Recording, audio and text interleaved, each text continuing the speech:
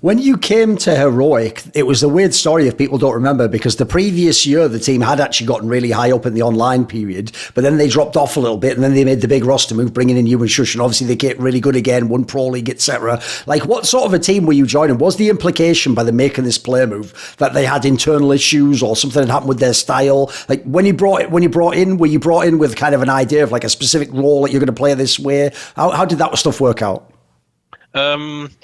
Yeah, me and Rasmus, we were brought in with a purpose of doing certain roles, of course. Also, I think they kind of wanted an upgrade, or maybe not to become stale. So I think they had some issues before with the lineup where I'm not sure exactly because I wasn't there, but I think it was something to do with consistency, and they wanted more firepower. And I think, of course, they got that in Mirshus.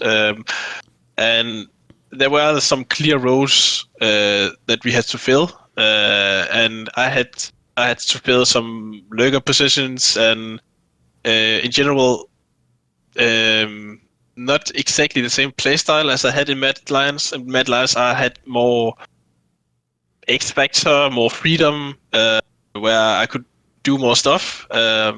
In my own way, but still in Heroic, as you know, the playstyle were really aggressive sometimes and wild, and it would look crazy. So it wasn't because I felt like, okay, I'm just sitting and holding an angle and not doing anything, because I was still active.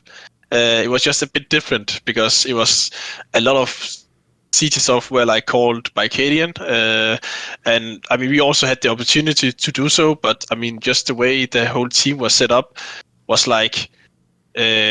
It felt like sometimes, and it was also a nice feeling that cadiaN is like this master, and we were like his small puppets, and he could just move them around on the map. And sometimes we were like 5P, sometimes like we were like 5A if he had the feeling for it, and it was a bit crazy to play like that in the beginning, but I think pretty quickly we got the hang of it.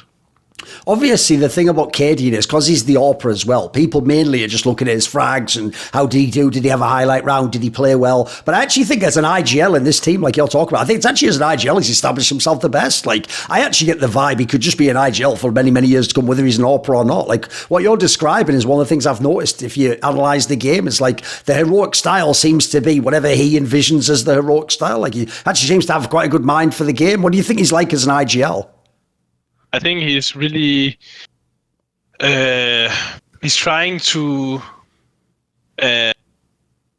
beat the meta in a way. Like for example, what would be a normal reaction for people is to, when they have some certain info, for example on Inferno, if they know, okay, 3 guys B, let's rush A, there's only 2 guys. This is like the most default reaction on Inferno, I think, and we would abuse these, default things where, okay, we know they're going to react A because we have shown 3 people on B.